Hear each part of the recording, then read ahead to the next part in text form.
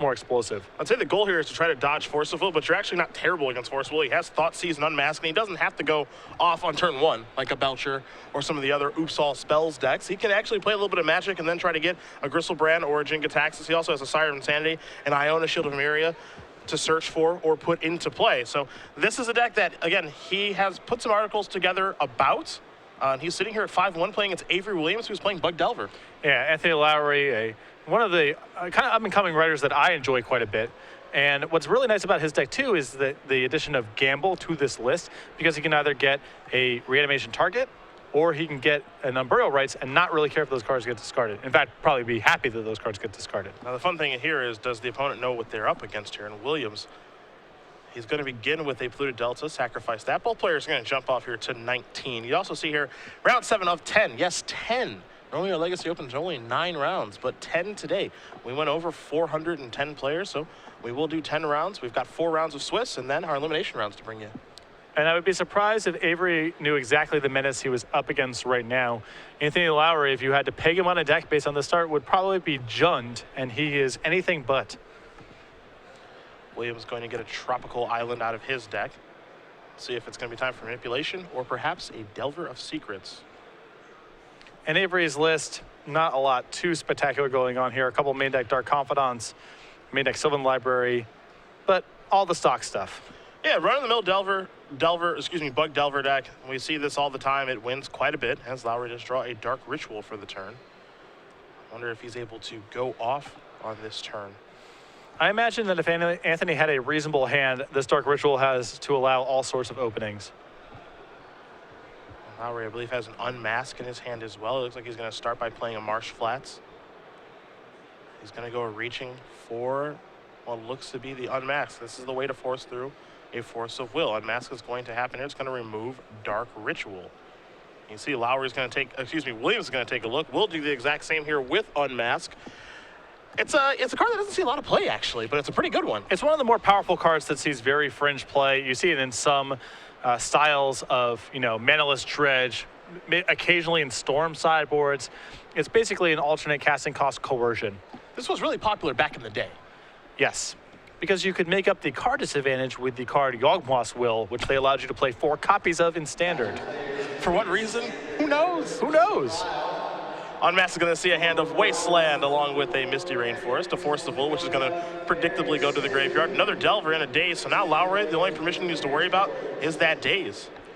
It looks like Lowry has Lion's Eye Diamond and Unburial Rights in hand. Not clear if he has some large monster to reanimate, but he has the rest of the pieces, and Williams doesn't really have any defenses at this point. So Lowry's going to write down these cards, make sure he knows exactly what's going on. Can Lowry beat the Daze? That is the big question. And he is just going to pass the turn back right now over to Williams, who is going to check and miss with the Delver. Draws a copy of Deathrite Shaman. Now, I'm sure that Avery would have liked to flip that Delver, but drawing Deathrite Shaman, very good against Lowry's deck. Williams maybe considering firing off a Wasteland at that Badlands. That's the land he's going to play. We'll see if he has any interest in playing a Tarmogoyf here. And it will be a Deathrite Shaman. So I wonder if he knows what he's up against. I'm sure he senses that it's some sort of, Dark Ritual and Unmask means that someone's trying to combo out on you. You're not sure how, but it's certainly not in a fair way. He's not trying to cast Juzam Dijin over there, something unfair is happening. Lowry going to sacrifice this Marsh Flats right now. Going to go down to 18. Go searching on land. Again, the only card he really needs to worry about at this point is Daze, even though he is under a bit of stress to want to actually put a creature into play now that Deathrite Shaman showed up to the party. Now, if Avery doesn't really identify exactly what's going on here, he may be using the Deathrite Shaman for mana. And if Lowry finds a reanimation target, he could steal the game. But if Avery senses that something is going on reanimation style, or even if he's just generally conservative, then Lowry may not be able to reanimate as easily as he would like. Badlands the draw. And that will just go into play. Williams will draw a card for the turn. It is not going to flip for Delver. Just a fetch land. So Misty Rainforest will come in. This is an attack here for 1. I'm going to put Lowry down to 16. Now Williams is going to simply play another Delver of Secrets. Will he leave up Deathrite? He will. Now Lowry will take a draw. This is a copy of Verdant Catacombs, and just going to pass the turn back. I think the issue here is they need to be able to put 2 creatures in the graveyard now. Correct. Or hope that Williams doesn't quite understand what's happening in the matchup and uses the Deathrite Shaman for something else. But under this amount of pressure against active Deathrite, I believe Lowry will struggle to win, assuming Avery just leaves up green mana and Deathrite Shaman. Seems like it would be difficult. Misty going to go get an Underground Sea, a little shuffle along with the presentation, and we'll see if there will be an activation of Deathrite Shaman here on the end step. I imagine there will be removing an instant. Yeah. Knocks him to 14, the Delvers flip, then you're looking at 8. Another Deathrite Shaman activation, another attack, and that's the game. Yeah, it'll only take a couple of turns. These Delvers have not flipped so far, but I imagine they're on their way to doing so. They don't take long. It's hard for this deck to miss for very long. Although I guess this deck, unlike most Delver decks, is over half non-spells. Well, it is flipping now. Brainstorm has arrived. So 2 Delvers flipping into 2 Insectile Aberrations. It's time to get the beatdowns on here for Avery Williams, and Brainstorm may have been the best card he could find there. Yeah, and the tough thing here is it gives Avery an excuse to do something other than tap out for Tarmogoyf, which is what Lowry really needs to be able to catch back up. There's your attack for 6. Lowry going to go down to 8.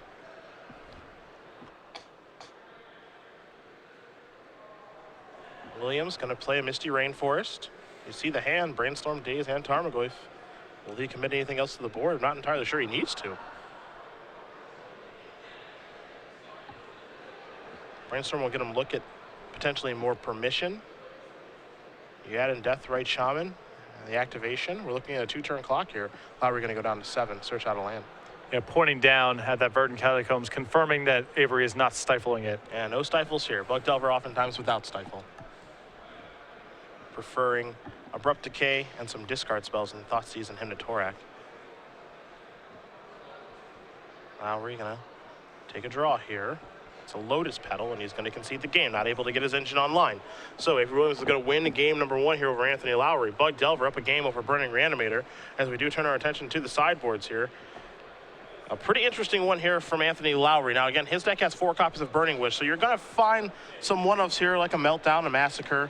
There's a Reanimate and Unmask, a Stitch Together, a Tendrils of Agony, a Cabal Therapy, and Empty the Warrens, along with 2 copies of Sneak Attack, 3 copies of Stronghold Gambit, and an Elishnorn.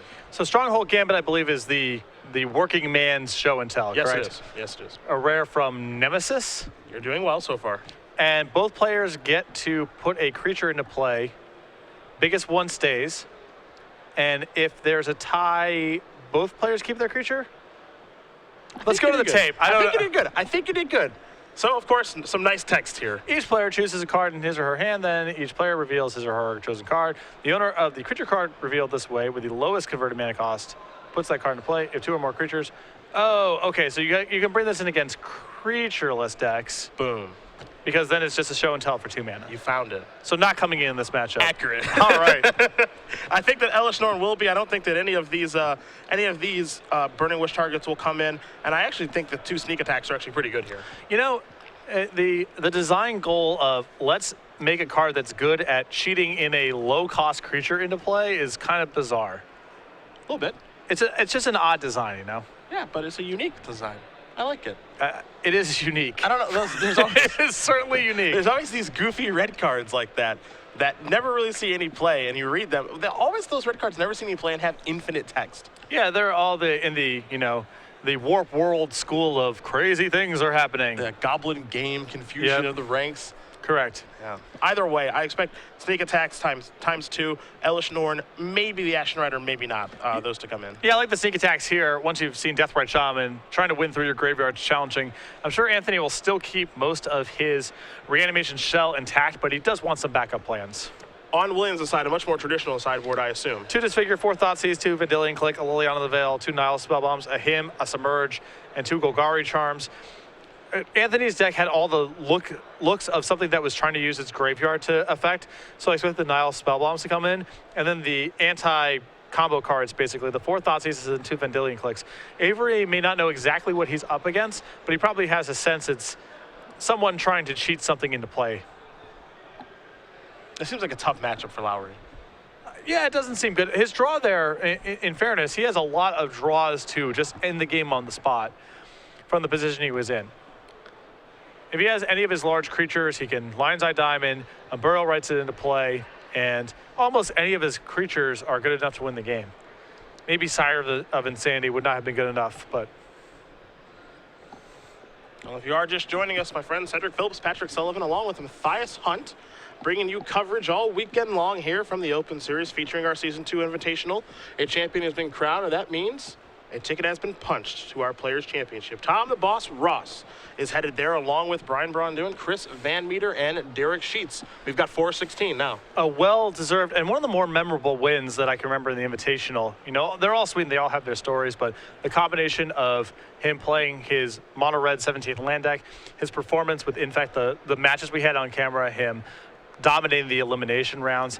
His match against Sam Party really stood out to me as, you know, it's a tough matchup for Tom, and Sam is a very good player, and I believe Tom played an exceptional match there. That's one that's worth going back and looking in the archives. Just a great run, one of the Magic community's most distinct players and deck builders, and I'm glad he's going to be in the Players' Championship. Yeah, it's going to be one heck of a tournament. We got 12 more tickets to punch, and some players certainly on their way right now. Kent Ketter among them. Yeah, another 9th place, his second consecutive 9th place finish in the Invitational.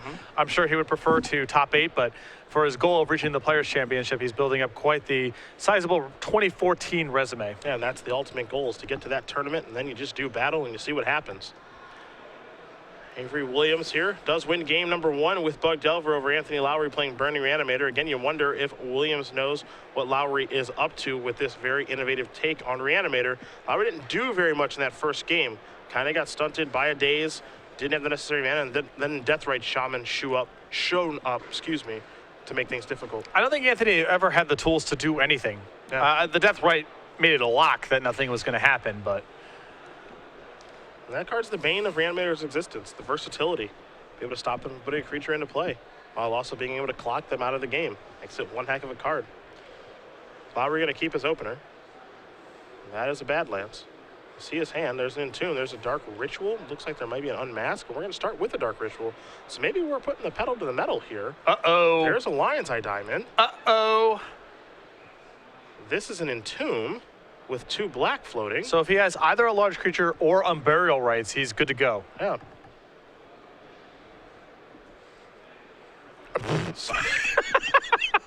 All right. Sire of Insanity is what he'll search out. This is a much better opening than what we saw last game. Yeah, frankly, the last game was embarrassing. Who are we kidding? I'm going to discard these, flashback on Burial Rights, targeting Sire of Insanity. Do you have a Force of Will? I can see Avery's hand. The answer is no. Oh, do you have a Thoughtseize and a Deathrite Shaman? Sorry. I will trigger this. Your hand is in the graveyard. It's your turn. If I was Anthony, I would grab his graveyard real quick before he concedes. Give it a good look. Yeah, you don't know what's going on over there. Might as well be certain. Oh, take a draw. Avery really gamely fighting on here in face of this Sire and no hand. Too proud. Simian Spirit Guide, sure, to the bin we go. This is what we like to call the hardest of locks. Yeah. This is now you can kind of see the power of this deck. Tarmogoyf to the graveyard. Sire of Insanity into the red zone again. Williams is going to go down to 8. Lowry is going to discard Thoughtseize. This is horribly entertaining. And Avery right back in it with that Polluted Delta. Yeah, turning everything around, down to 2, a virtual 1. Lowry will discard and Burial Rights again. A big draw here. And he's going to he's going to sacrifice this. What if he just showed up with, like, I don't know, Vapor Snag? Vapor Snag wouldn't be bad here. A couple turns ago, maybe a land and a Disfig. Vapor Snag would be awesome. Be delightful. Perhaps. What's the jankiest way to get Curfew? Innocent Blood. Oof. Well, that's a real card. There are definitely some jankier ones. The mighty Delver of Secrets. Sire of Insanity is going to eat that. Lowry will discard Sneak Attack. And Avery Williams will concede. A turn 1 Sire of Insanity is going to take it down. And we're going to head to a third game. Anthony with a bit of a smile at the camera. So I was wondering, I was looking through this list here, not that familiar with it myself, obviously. Saw the one Sire of Insanity and thought, that feels like a really narrow reanimate target. The game has to be in a really specific place. And then after that, it's like, oh, it's happening on turn 1. That's way less narrow than I thought it would be. If you're assuming you're getting any creature into play on the first turn, Sire of Insanity is a fine choice. It is a sheer delight. and able to take it down that game. And we'll be playing a third one here, I think, for Avery Williams. It's time to maybe mulligan to a Force of Will. Perhaps. I mean, I imagine that his hand was good. It just didn't have Force, so Lowry got to play the role of like a Belcher deck that game. It looked like he had Thoughtseize and Deathrite in the hand. I mean, you know, based on what you saw in the first game, it seemed like that would be good enough, but now the writing is on the wall that you need. You are playing against Charbelcher that uses this graveyard, so also fine interaction on the first turn. Again, it also doesn't have to go off on turn one. Like, he can actually play a game because of Unmasking Thoughtseize. And I mean, the goal isn't to play very long, obviously, but he can play a couple of turns. And you saw Anthony did bring in the sneak attacks there, so he's not quite as all in on his graveyard as we saw in the first game. Either way, an absolute joy to watch that game. That was a delight. We'll be heading to game number 3 here. Again, we've got a lot of Legacy action to bring for you guys. Round 7 of 10, a rather large one for our first Legacy Open of season number 3. Season 3 already here. Feels like season 1 was just here when Owen Turnwald won the first Standard Open with Mono Black. Kenan Haas with his Jund Depths deck in Legacy, but time is flying by. Yeah, and Owen nearly won the first Open of season 3. Yeah, this is with true. his Mono Black deck again. This is true. But was upended by the mountains.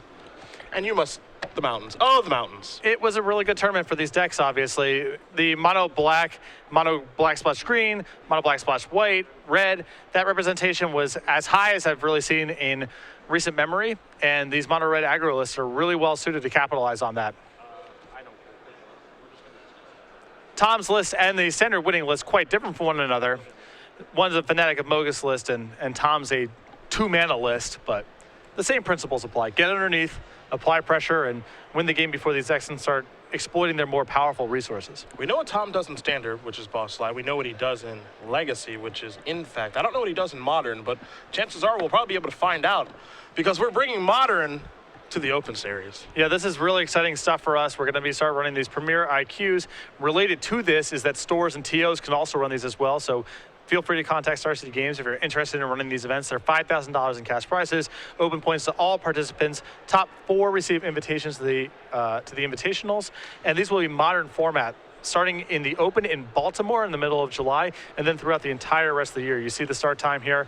We're moving around the elimination rounds a little bit. The entire elimination rounds of the Standard Open will be played Sunday morning. Legacy, 9 a.m. as usual. We're going to have our Open, and then 10 a.m. we're going to have our Modern Premier IQ 5K.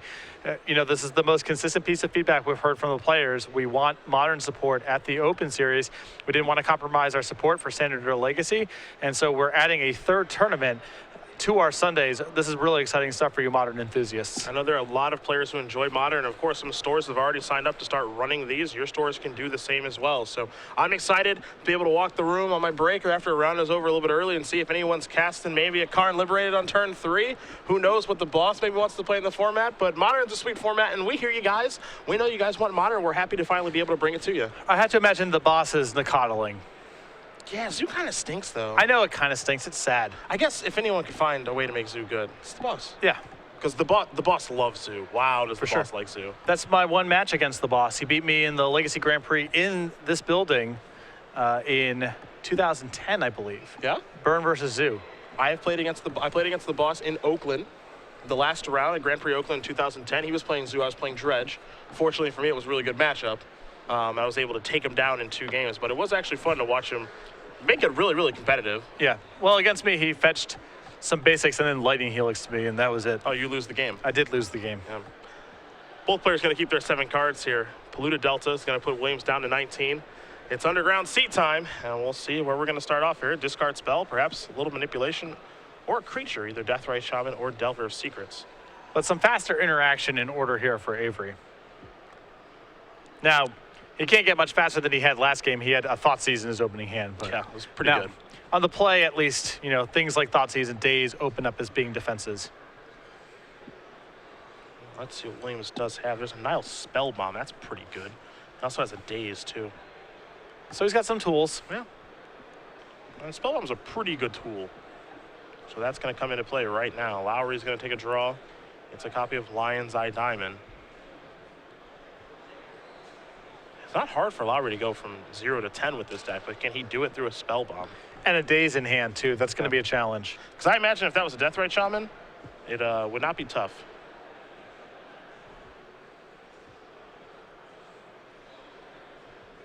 So Lowry doing this before playing a land. Yeah, doesn't mind running this into a daze potentially. Could see him just pay with a Spirit Guide. Yeah, that's what's going to happen there. So daze is taken care of, and now it's going for an unmask. You see a Ponder, a Brainstorm, a couple lands here, Wasteland, Misty Rainforest, and that Underground Sea. Seems like Brainstorm's the better of the bunch. Yeah, Avery's hand is a little light on action, so.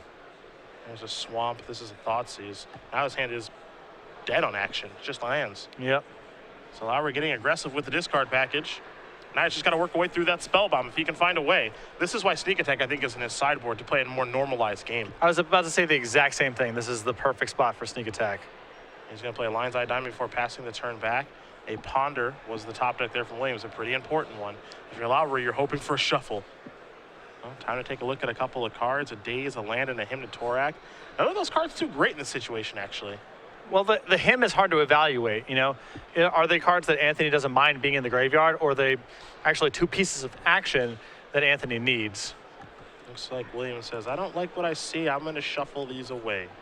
And all other things being equal, I like this play because Avery can't hold on forever with this Nile Spellbomb. He needs to find a creature as soon as possible. So mystery cards coming here for Mr. Avery Williams. We'll see if he finds something he's looking for. Just looking for a creature at this point, I feel. Yeah. Put some pressure on. For sure. Deathrat Shaman actually would provide that pressure he's looking for because there are instants and sorceries in the graveyard, and of course it's a hoser against Lowry's deck. Avery giving this a very thorough riffle. Very Josh Early-esque. That's what I think of. Anthony, perhaps fearing the deck was not sufficiently randomized. Also giving it a shuffle. Mystery card. Looks like it may have been a land. Just going to pass the turn back. Will Williams to Lowry. We know Lowry has a Faithless Looting in hand. The big question is what else? Well, against this Nile Spellbomb, I'm not really sure what Anthony's path to getting something into play is besides using Sneak Attack. To me, it's like all about, yeah, to me, he's going to flashback on Burial Rites right now. I think he just has to force this through. And in a spot where Avery doesn't have a black up. Yeah. Doesn't get the cantrip here, of course. Gets the whole entire graveyard. And now he just has to hope to rebuild appropriately. It's going to be tough to rebuild on one swamp. Huge draw there from Williams, picking up a Dark Confidant. Lowry just going to play a Verdant Catacombs, passing the turn back. Top card is an Underground Sea. Now Lowry's got to hope that the opponent doesn't find too much. It was just two lands there. So honestly, not doing too bad.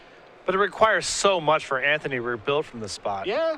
He needs an Unburial Rites and a large creature and mana, or a Sneak Attack. Going to play a Badlands in the face of that Wasteland. So Nile Spellbomb is going to make it difficult again, as Dark Confidant is doing what Dark Confidant does. Going to draw some cards. There's the Spellbomb added to the grip there. Not quite sure. It looks like another Wasteland. So Williams is actually flooding out pretty badly here, but Dark Confidant will try to push through that. Williams is going to use Wasteland to take care of the Badlands. I imagine he'll probably follow this up with a land as well as that Spellbomb. Yeah, Avery a little late on action here, obviously, but I think that he may be able to win with just a 2-1 blank and no other spells for the rest of the game from this spot. Top card's a Daze. Williams going to go down to 16. He will take a draw here. It's another land, an Underground Sea. See the hand there, a couple of lands, Wasteland among them. In for 2 comes Bob. Down to 12 goes Lowry. Interestingly enough, Bob Maher Jr. was here this weekend. We got to catch up a little bit. Yeah. A little surprised. He's on the committee for Origins. Yes. So that's really cool. Didn't get to play any Magic. He thought about it. He said, I'm thinking about playing the Standard Open. I'd have to drop in round 2 to go to a meeting, but I'm thinking about it. It's like, yeah, well, run it out there. He's like, I could skip the meeting, but they probably wouldn't like that. Yeah, he owns his own distribution company, ACD, and Magic Hall of Famer, Pro Tour champion. And one of the game's really, really nice people also. Some I remember when I was first coming up and kind of nervous, especially around the players that I knew, the pro players, someone who was always very nice to me. In for 2 comes Lowry yet again. Is Williams to Lowry. So down to 10 goes Anthony. Avery just going to play a land, pass the turn. Lowry will take a draw here. Can he work his way through this Nile Spellbomb? You see there's a Burning Wish in his hand. There's also a Lotus Petal. This is a Dark Ritual. Again, Williams' hand, oddly enough, is not very good. No, he's flooded out very badly. It's the only thing keeping this game even somewhat in doubt. Well, there's a hard cast daze on the Dark Ritual. We'll see if this resolves. It looks like it will resolve. Yeah, Lowry can't really break that fetch land in the face of potential wastelands here. He's only got one swamp in his list. The rest of them are duels. Top card's Deathrite Shaman. Williams going to go down to 15. And he will take a draw. And it's a Thoughtseize, so if Avery has any interest in seeing what's going on over there, he can certainly find out. Start by attacking for 2, put Lowry down to 8. And now here is the best discard spell. There's a Burning Wish and an Unburial Rites. Neither of those are all that exciting. Well, I think we still want to take the Burning Wish here. I'm with you. And the Wish does go to the graveyard. Going to leave Lowry with just an Unburial Rites. Follow that up with a Deathrite Shaman. Still have the mana available to activate that Nile Spellbomb and cantrip off of it. And Williams will just pass the turn back. Lowry going to sacrifice that Verdant Catacombs. Search out a land here in just a moment. I'm going to go with that Badlands. I'm surprised Avery didn't deploy any of the Wastelands in his hand. He doesn't know exactly what Anthony's mana base is like, but he has 3 Wastelands in hand. If Anthony were to draw running non-basic lands, he could potentially want both those Wastelands in play. Yeah, I think it's probably better off if he has just one of them in play at this point. Gonna play a Verdant Catacombs will Lowry before passing the turn back over to Williams. Top card coming here for Dark Confidant. This will be another Dark Confidant. Williams is gonna go down to 11. Normal draw coming as well. It's a Force of Will, which actually can't be hard cast in this situation due to the 5 lands in play. Wasteland going to take care of that Badlands, an extension of the hand. Avery Williams is going to win this match over Anthony Lowry. 2-1. Bug Delver moving on over the innovative Burning Reanimator deck. And you can see both